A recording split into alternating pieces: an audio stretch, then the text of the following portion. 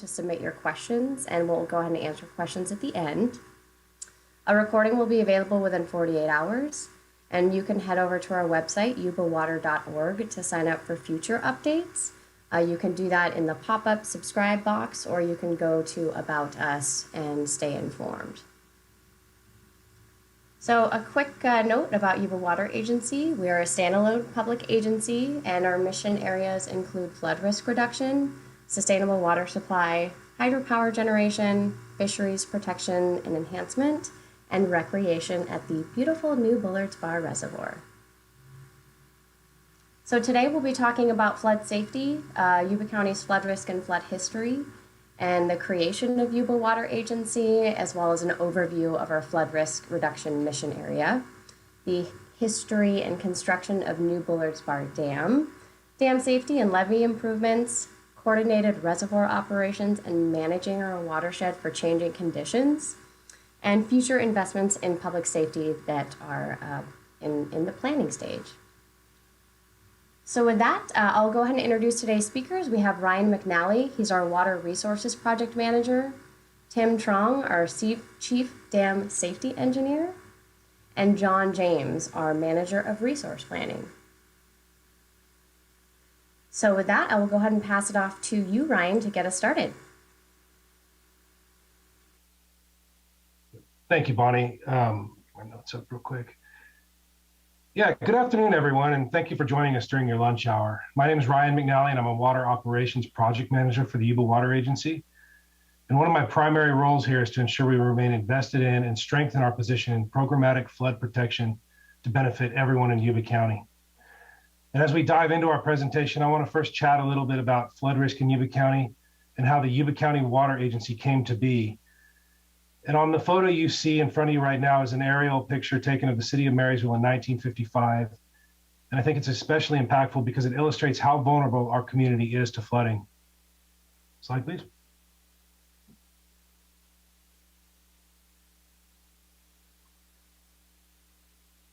So I think everyone here knows that we're surrounded by three major rivers, the Yuba, the Feather, and the Bear Rivers. And in a lot of respects, our region is defined by these rivers, and it can be easy to forget about how productive and flashy they can be, especially when we're trying to emerge from one of the driest years on record.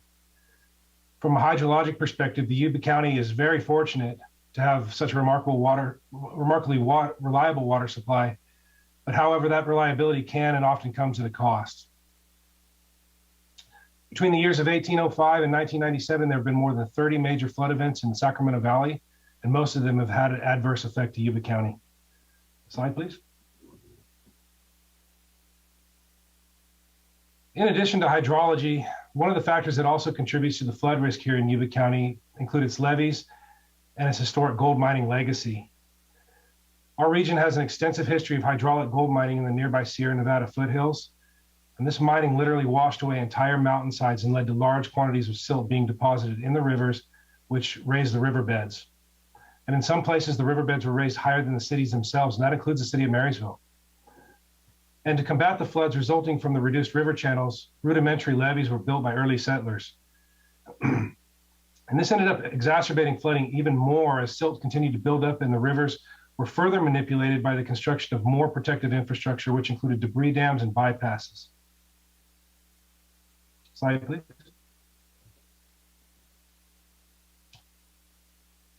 So Yuba County's flood history has been documented since record keeping began in the late 1800s.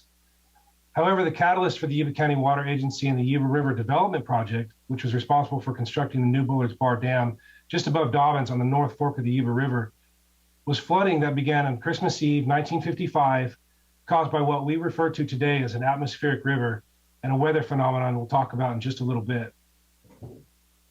And although the new Bullards Bar project was not without controversy in the years leading up to it, the 1955 flood that threatened the city of Marysville and much of Yuba County caused tremendous damage and loss of life in neighboring Yuba City and Sutter County was a sobering reminder that motivated the people of Yuba County to take flood control into our own hands. It literally took hell or high water to muster the resolve to construct this enormous and unprecedented local project on the Yuba River, which paved the road to the projects we see on the ground today. And although this was well before my time, every Christmas my grandmother recalls the story of when her family was evacuated from their home on Diver Street in East Marysville to the upper floors of the downtown Hotel Marysville.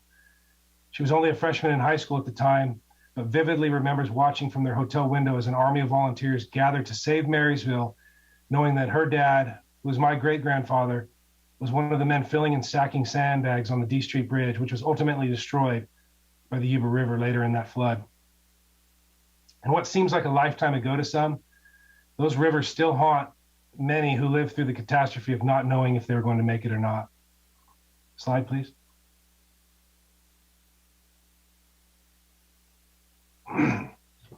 And we've had a number of catastrophic floods since 1955. Some of you here certainly remember the more recent 1986 and 1997 floods. And in response to the 86 flood that destroyed much of Linda, in 1990, Yuba Water requested Congress and the U.S. Army Corps of Engineers to act and urge them to bring 200-year levels of flood protection to Yuba County. The devastating flood of 1986 was the catalyst for the $500 million Yuba River Basin project, where the Corps of Engineers, DWR, and the Central Valley Flood Protection Board endeavored to repair and construct more levees to mitigate this risk. The Yuba River Basin project was further recognized and strengthened following the 1997 flood, which inundated much of South Yuba County, including present-day Plumas Lake. And so now that I've provided a little bit of context in the background of Yuba County's flood history, I'm going to pass it over to our Chief Dam Safety Engineer, Tim Trung, for more on the construction of new Bullards Bar Dam and how it really is at the heart of our flood risk reduction efforts. Tim? All right. Thanks, Ryan. So as he mentioned earlier, our whole region was really impacted by floods. And there was 50 years ago, there were several actions that were taken to help reduce that flood. On the American River, you have the federal agencies building Folsom Dam. On the Feather River, you have the state building Oroville Dam, but nothing was really done regarding Yuba River. So the communities of Yuba County were still really impacted, and the need was really there to do something about the flood risk in Yuba County. So they took upon themselves to vote and approve an initiative to build New Bullards Bar Dam and Yuba River Development Project. And the cost of this was more than 3 times the entire assessed value of the entire county, which is amazing when you think about it. So see if I can move this slide.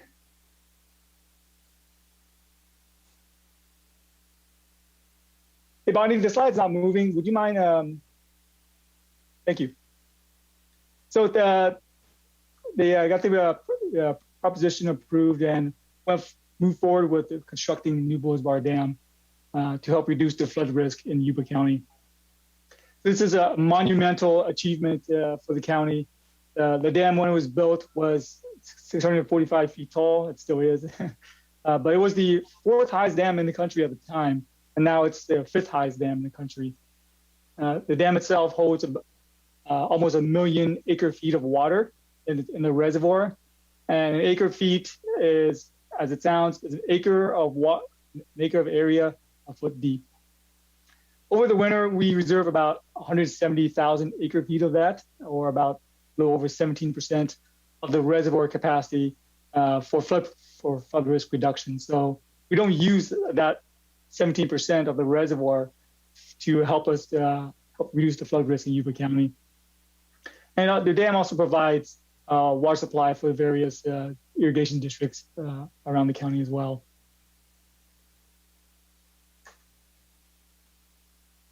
Can you move next? So I mentioned that the dam itself is part of the Yuba River Development Project because during this time, we not only built new Bullards Bar Dam, we built a variety of other facilities that are part of what we call the Yuba River Development Project. And all these facilities together comprise of our entire system to help reduce flood risk and to generate hydroelectric power. So up on the middle Yuba, we have Our House Dam. It's similar to New Bullards Bar in that it's also a double curvature concrete arch dam. The main purpose of Powerhouse Dam is to divert water through the Lowman Ridge Tunnel into Oregon Creek, where it's captured by another one of our diversion dam called Log Cabin. Similar to our house, the Log Cabin Dam is, again, as a diversion dam whose main purpose is to divert water from there through the Camptonville Tunnel into New Bozebar Reservoir. And you can see from the top image there, you can see the diversion tunnel right there just upstream of the dam. And it's similar to our house. The diversion tunnel is right around there on the left side of the picture. So we all know about New Bozebar Dam, 645 feet tall. The water is captured there and transported through some penstock and almost 4.5 miles of tunnel down to New Colgate Powerhouse, where 2 very large Pelton turbines sit, which generate roughly 170 megawatts of power each. And then also downstream at Englebright Dam, we have Narrows 2 Powerhouse.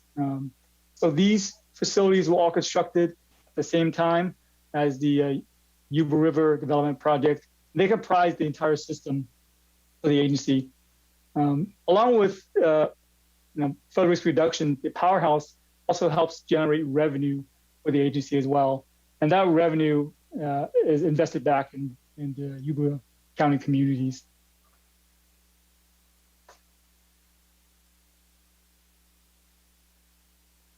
So, New Bozebar Dam today, we are regulated by 2 agencies. One is the Federal Energy Regulatory Commission, and the other is by the state, the California Department of Water Resources Division of Safety of Dams. So between those 2 agencies, there are a lot of various periodic regulatory requirements that we have to meet. One of those items is a 5-year inspection by a third-party consultant, which we call the independent consultant.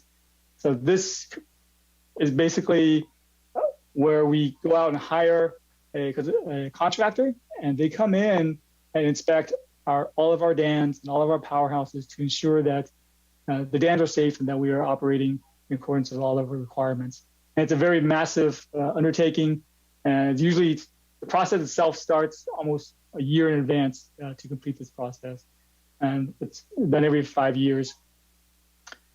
So currently, Yuba Water, we meet all the dam regulatory requirements, meet or exceed all dam regulatory requirements.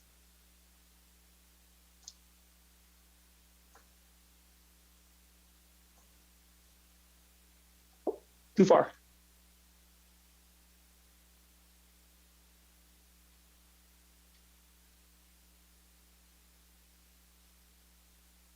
Hey, Bonnie, can you, good, thank you. Okay, so we use a lot of variety of instruments to monitor dam safety. In the picture on the bottom here, you see storm motion accelerometers where we monitor earthquake, and of course the good old-fashioned staff gauge to measure seepage in the dam. One of the things that I'm working on right now is really trying to modernize our monitoring equipment. Some of our instrumentations that we use to monitor the dam are the same as what they were when they were installed 50 years ago. So dam safety has evolved a lot, and technology has also evolved a lot in the past 50 years. So as you can see, one of the things that we're working on incorporating into our dam safety and monitoring program is the UAVs to help us look at the areas where it's not quite as accessible. So one of the products we can get out of UAVs is this 3D photochrometric model that helps us look at these sites that would really be impossible without the use of modern technology, just because of this sheer size and complex structure of New Bozebar Dam. We also conduct periodic maintenance as well. So on the right side in the picture, you can see we recently had to resurface some of the targets to monitor the movement of the dam. And some of these things are very tremendous undertaking because the sheer size of the dam, it's very difficult to access some of these areas where we'll have, when we do need to access them, we'll need specialized equipment like the trained rope crew to rappel down the face of the dam to reach these places. On a side note, all these monitoring instrumentations are really of a personal note to me because I live in Yuba County and my house is in the inundation zone should the dam fail. So I am personally invested in ensuring that the dam is meeting all the regulatory requirements or exceeding them, and that the dam is safe so that my family doesn't get evacuated in case of a failure. And I think with that, I'll turn it back to Ryan. Yeah, thanks, Tim. Yeah, quite a lot going on up there at New Bullards Bar. It's quite an operation. Thank you. So Yuba County is and always will be threatened by three very unpredictable rivers. However, our community is fortunate to follow the footsteps of very forward-thinking leaders who carried the torch to protect our county. The Yuba County Water Agency has always found value in developing partnerships and working with others to systematically improve safety in the face of these threats with real and tangible projects. Slide, please.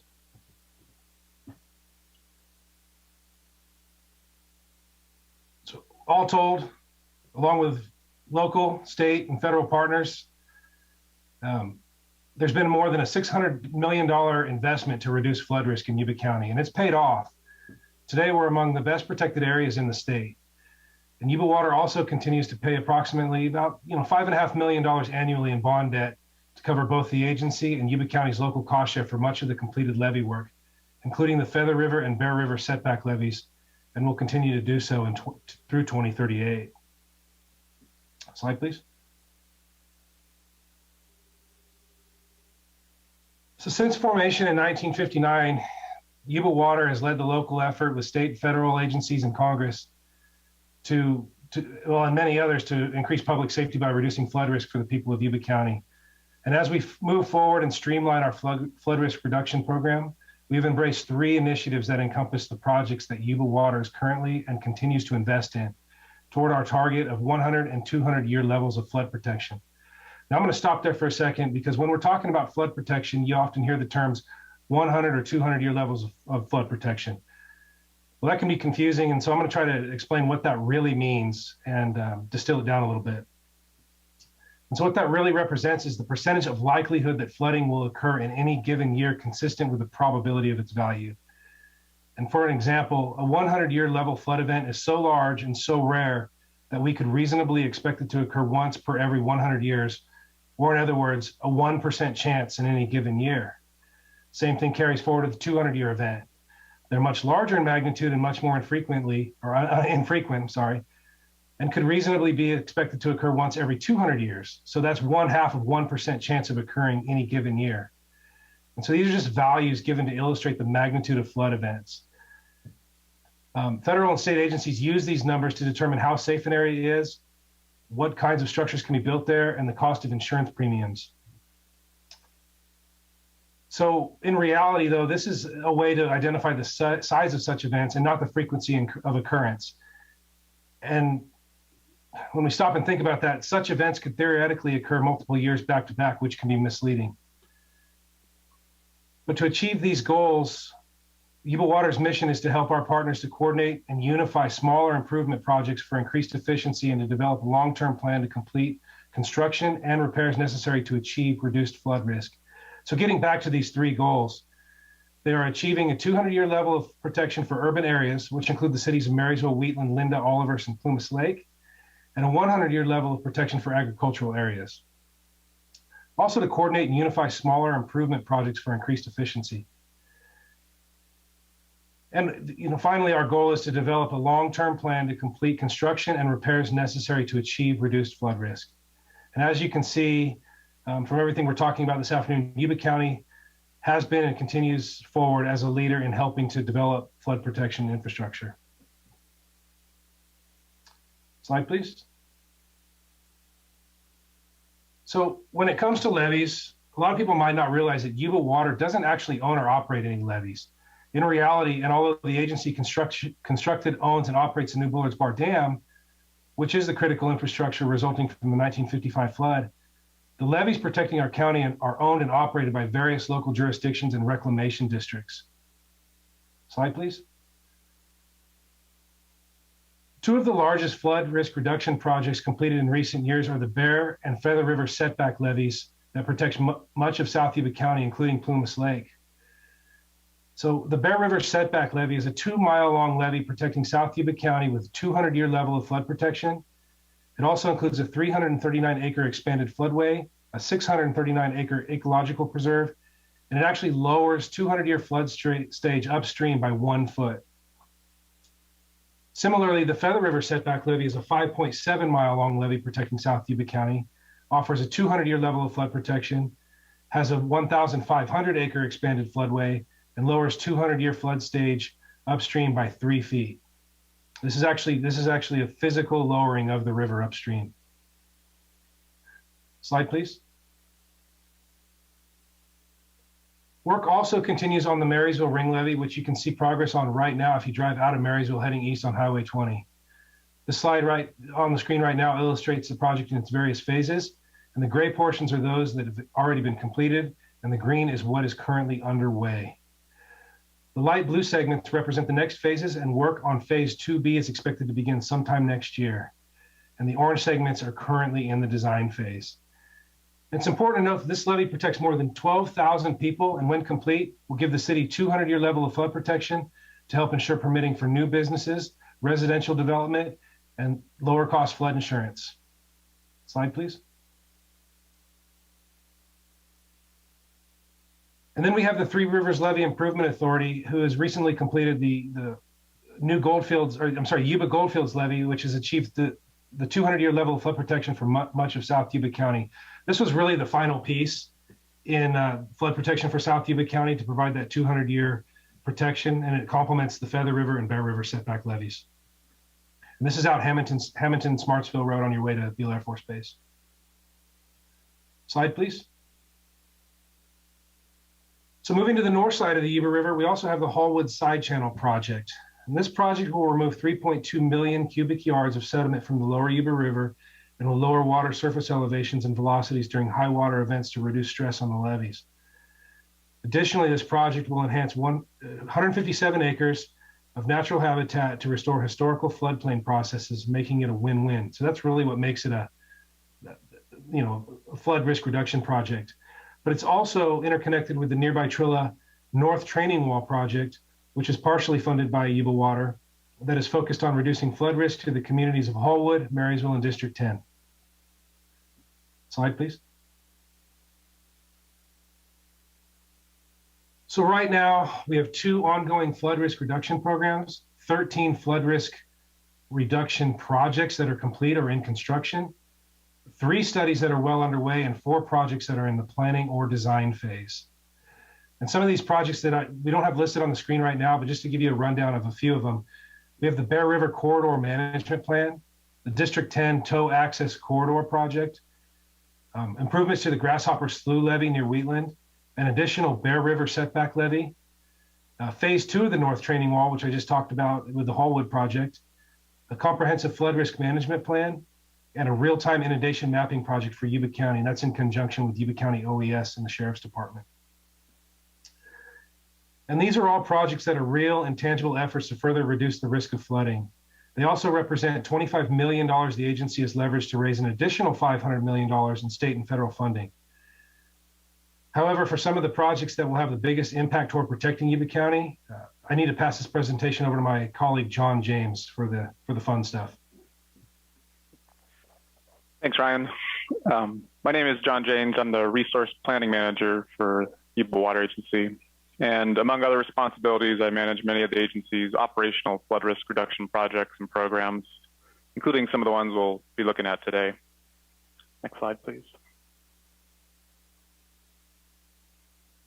So for background, I first wanted to talk about one of our current operational flood risk reduction partnership programs, the Forecast Coordinated Operations Program, or FCO. Lake Oroville and New Bullards Bar Reservoir operating coordination to improve flood protection along the Yuba and Feather systems Following the 1997 floods, studies were conducted and recommended improvements to coordination of these operations, and this led to the creation of the FCO program. And since 2005, FCO has been a highly successful partnership in achieving its objectives of enhancing communications and reporting for downstream flood emergency needs, providing a common decision support system, and operating the reservoirs in a coordinated fashion to reduce flood risk. This strong partnership between local, state, and federal agencies, including Yuba Water, DWR, U.S. Army Corps of Engineers, and the National Weather Service, makes the program highly collaborative and has been key to its success. Next slide, please. So in 2019, in order to continue and enhance the strong partnerships and flood risk reduction efforts the FCO program created, DWR and Yuba Water invested initial $2 million in a new initiative called the Yuba-Sutter Forecast Informed Reservoir Operations, or FIRO. What is FIRO? FIRO is broadly defined as a flexible water management approach that uses data from monitoring and improved forecasting to help water managers selectively retain or release water from reservoirs. It supports decisions about how much water to keep during dry periods or how much to release prior to storms. FIRO is really a research and operations program that has two main components. One, to improve operational forecasts, and two, to integrate the improved forecasts into reservoir operational rules for benefits. It's worth mentioning that the U.S. Army Corps is currently updating the water control manuals, the source of the reservoir operating rules for New Bullards Bar and Lake Oroville, in parallel with our Yuba-Feather FIRO program, with the intent to include these new adaptive operations. The project is the third FIRO project within California and the first to utilize FIRO in a combined reservoir operating environment. Agencies like Sonoma Water and Orange County Water District also have current FIRO projects. The focus of the Yuba-Feather FIRO program is primarily on flood risk reduction with the potential for water supply benefits as well. This program established a new partnership with Scripps Institute of Oceanography Center for Western Weather and Water Extremes, or CW3E. CW3E specializes in state-of-the-art research into atmospheric rivers, the main type of storm that causes large flood events in our region. Next slide, please. A primary factor that contributes to Yuba County's flood risk is the fact that California has had a highly variable climate, marked by periods of drought and extreme rain and flooding due to atmospheric rivers. How do atmospheric rivers relate to FIRO? Here's a brief video from Scripps that explains a little bit more. Imagine a river in the sky with more than twice the water of the Amazon. It's called an atmospheric river. Atmospheric rivers are long, narrow bands of concentrated water vapor that produce major amounts of rainfall. Atmospheric rivers begin in the warm waters of the Pacific, where water evaporates into the air. When this humid air meets a Pacific storm, the water vapor is concentrated and driven toward the coast, becoming a fire hose of rainfall and wind. Once the atmospheric river reaches the coastal mountains and the inland Sierra, the collision squeezes additional rain and snow from the system. Atmospheric rivers are responsible for up to half of California's annual precipitation. Scientists at Scripps Institution of Oceanography have developed a new system that rates atmospheric rivers on a scale from 1 to 5. The rating system helps identify atmospheric rivers that are beneficial, such as those that replenish reservoirs, and ones that produce hazards like flooding. Understanding atmospheric rivers is key to improving weather forecasts for better managing water resources and predicting flood risk.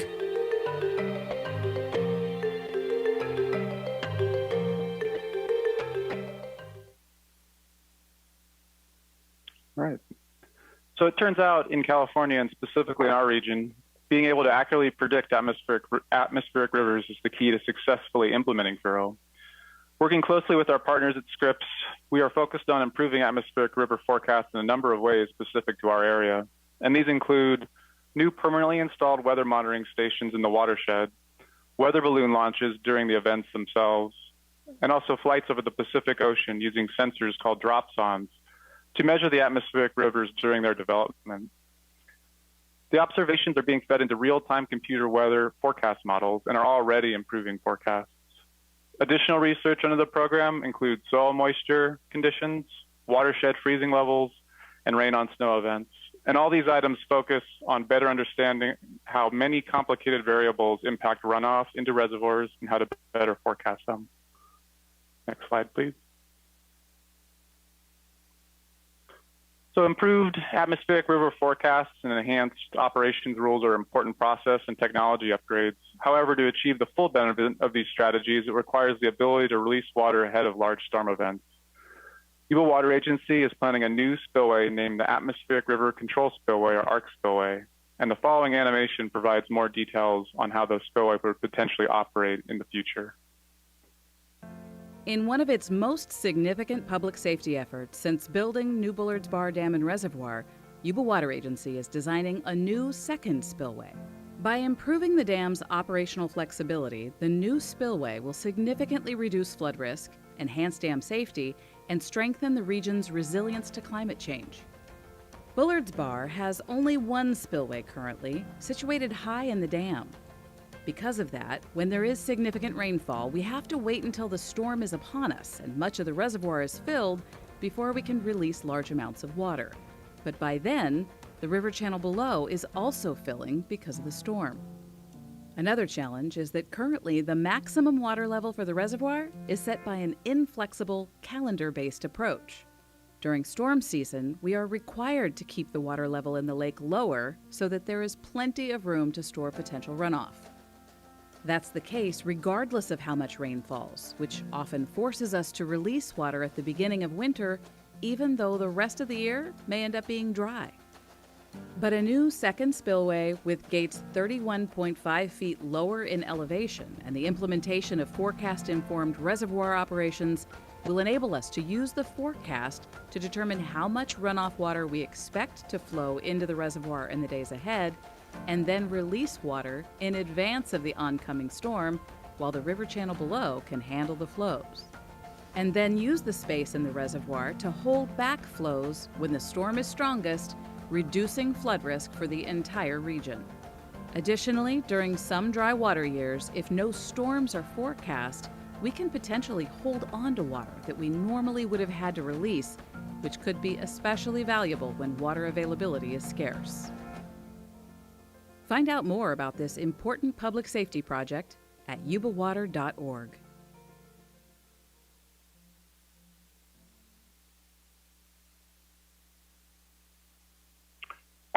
The ARC Spillway has the potential to reduce downstream water levels by 2 to 3 feet during large storm events, increasing the level of protection between 1 and 300 years. In some downstream areas, this nearly doubles the level of protection, again, significantly reducing the flood risk. Next slide, please.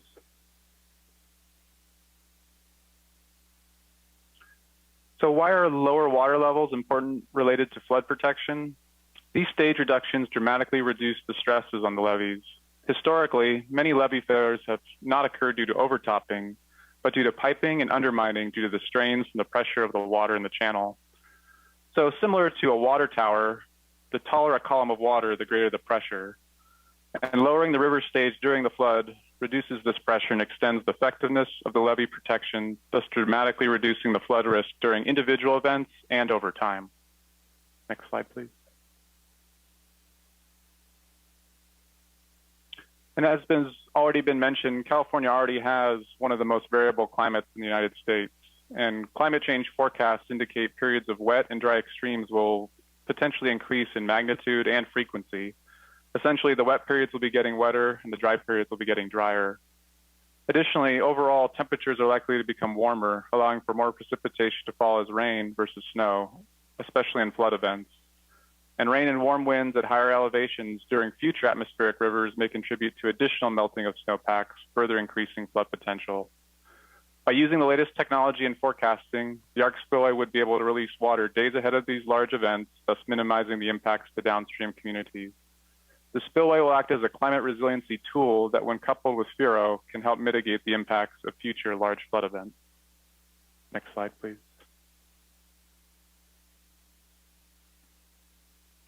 The FCO program, regional partnerships, and coordinator operations between Yuba Water Agency and our federal and state partners have provided substantial benefits. In the future, combined and coordinated FERO operations of Oroville and New Bullards Bar will allow for the optimal use of this innovative water management strategy. And the related efforts, including the updates to the water control manuals and the planned ARC spillway, all act to enhance and improve flood risk reduction in our region. Next slide. So in summary, Yuba County is on track to be one of the best protected regions in the Central Valley. The maintenance of New Bullards Bar Dam is critical to public safety, along with investments in levee improvements, long-term planning, and partnerships. And finally, our ARC spillway would be one of our most significant investments in public safety and climate resilience since the construction of New Bullards Bar Dam and the Yuba River Development Project.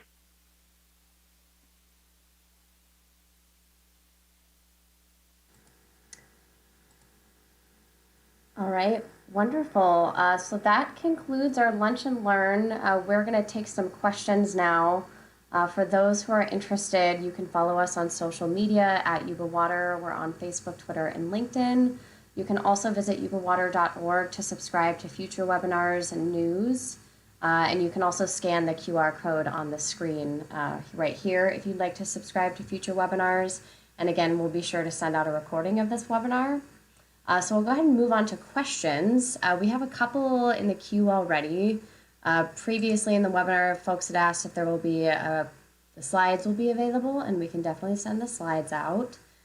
We had a question about the Goldfields levee and whether, and what agency will be in charge. And Ryan, it looks like you took that one. That's RD 784. We'll assume ownership and maintenance of the Goldfields levee. So a few additional questions coming in. I'm going to go ahead and switch the screen so we can see our panelists. So you all can take these questions.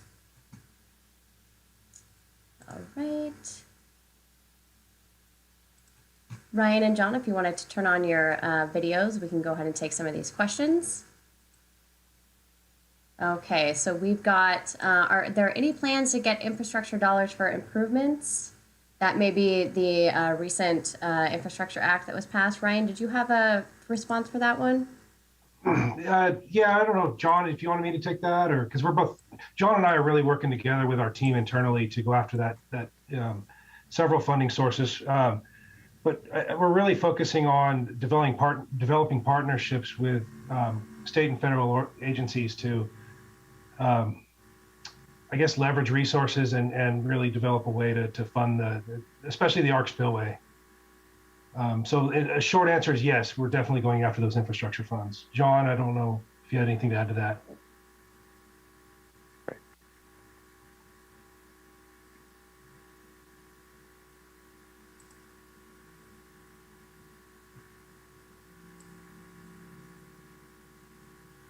Are you there, John? Oh yeah, sorry, I had nothing further to add. Thanks. Oh, sure. Okay. So yes, the short answer is yes, there are plans to get the infrastructure dollars for improvements. And it looks like we also had a question about the videos being helpful. Thank you to our communications team. Dee Dee, I know you're probably on the line for leading that effort. Yes, these videos are all available on our website. You can find them under our flood risk reduction section under the programs and projects. They're also on our Vimeo and yes, YouTube. Phil Brozek asked, can you discuss the timeline of the new spillway? John, did you want to take that one? Sure. So we're currently in the design and permitting phase, and we expect probably by sometime next year to have 100% design completed. And there has been no timeline in terms of the construction for the project yet. I think we're looking at it being probably a 3 to 4 year construction timeline, but no date has been set as of yet.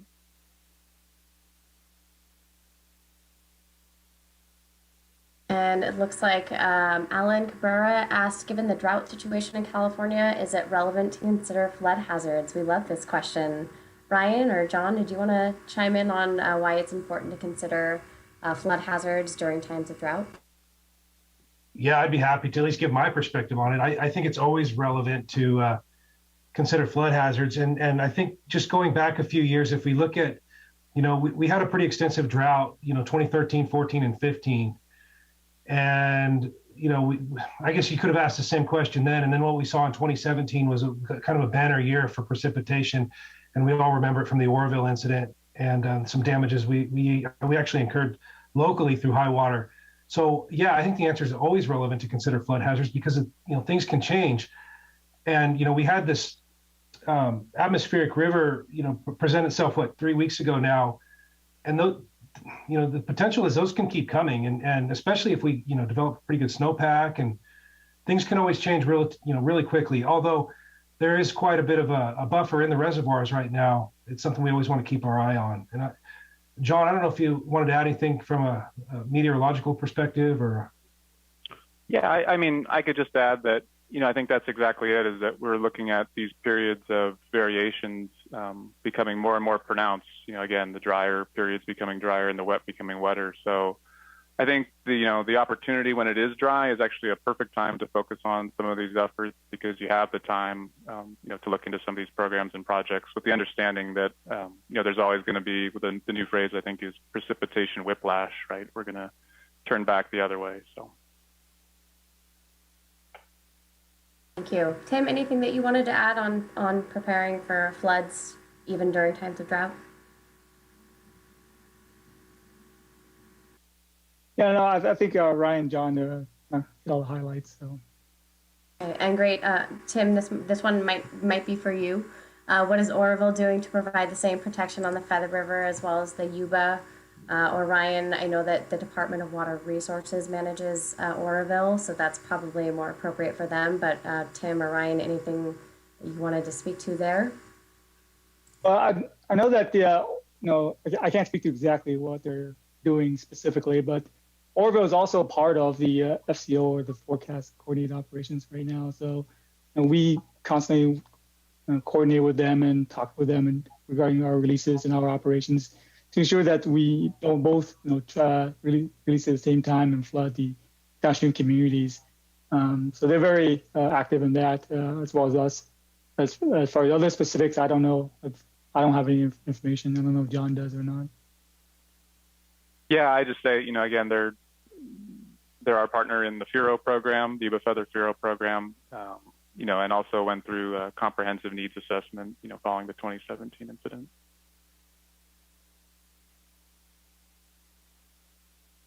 Okay, great. Anything else to add? So feeling confident about Department of Water Resources management of Oroville. Okay, so we've also got a request. Can Yuba Water and Scripps launch a weather balloon at Yes Charter Academy, since we are studying water in our 6th grade science? We can definitely follow up with you on that, Mr. Cabrera. Thank you for the thought. Or yeah, we can definitely follow up on that. So thanks for reaching out. Great presentation. Understand you're focused on in a large spillway. Was there a consideration of a tunnel to provide similar protection? And how did you decide on the spillway design? So the new spillway is not really a spillway enlargement. It's the addition of a second spillway to the downstream left of the current spillway.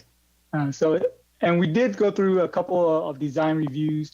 One of the first designs was a tunnel version, where we were spilling the water through a tunnel.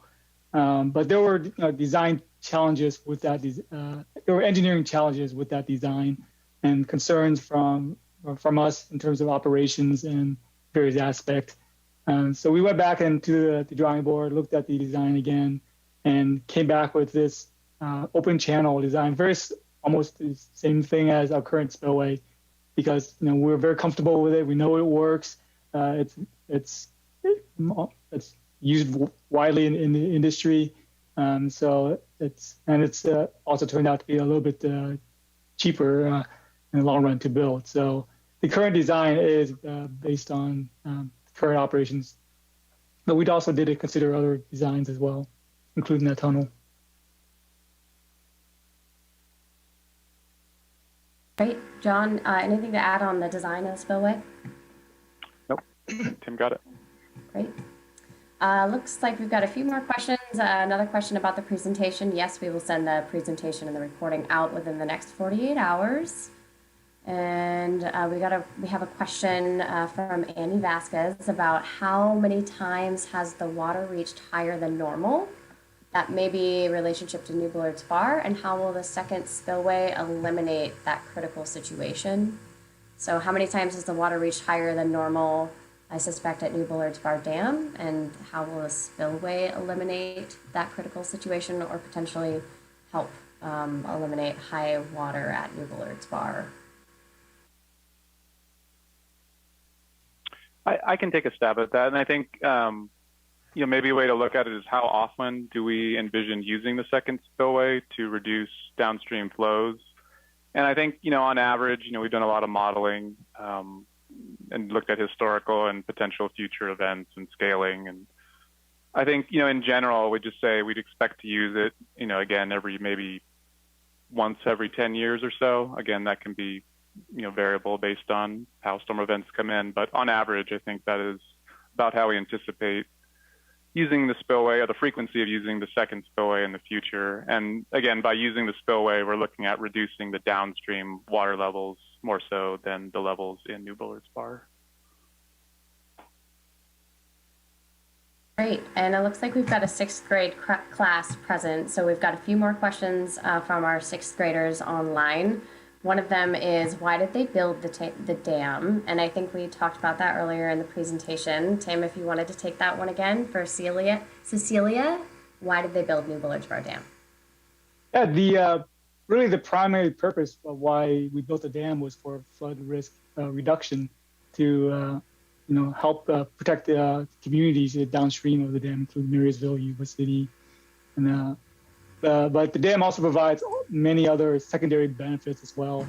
It helps provide a resource for electrical generation, where we get the money to help operate and invest in our communities. We also help protect fish. Provide the reservoir upstream of the dam provides lots of recreation opportunities around the dam. We have lots of campgrounds that are open to the public, and we also provide a consistent water source for the irrigators and communities of Yuba County as well. So primary purpose really was flood protection, but the dam also provides many other secondary benefits as well. Tim, we have another question from one of our sixth graders. What animal species are present around the dam? Any insight on some of the animals or fish around Bullards? Yeah, so in the reservoir, there were lots of the different kinds of fish in the reservoir. And in fact, just a few years ago, the world record spotted bass was caught in New Bullards Bar Reservoir. As far as it says in the dam, I'm assuming you mean around the dam. There are no animals in the dam. Around the dam on the downstream side, as you can see from my background picture, there's lots of vegetation and trees, so we get a variety of animals hanging around there. I've seen bears, so that's walking around at the base of the dam, so we have to be careful of that. Rattlesnakes, deers, so this typical animal you would see up here in Dobbins. Awesome. So just a few more questions. We've got about 5 left. Someone asked if we pursue state, federal, local grants for any of these projects. Yeah, very much so. Yeah. What we're doing right now is actually we're working with FEMA and Cal OES. We're pursuing. We were pursuing a BRIC grant, but that was not. It just turned out it wasn't going to be a good fit for us right now. But we are gearing up to apply for an HMGP grant, which is a hazard mitigation grant.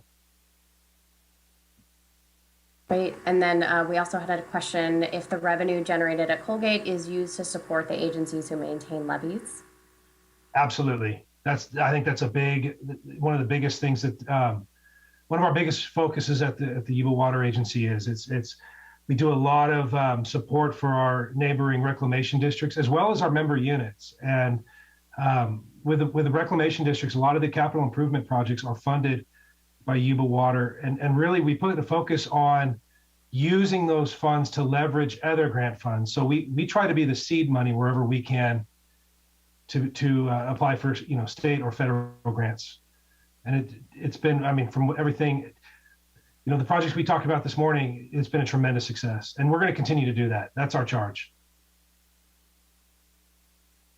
Great, and it looks like Charter Academy is getting ready to sign off. And the last question that they had, John, maybe you can take this one, is the cause of rain and how it affects our environment. You want to give a quick crash course on rain, where it comes from?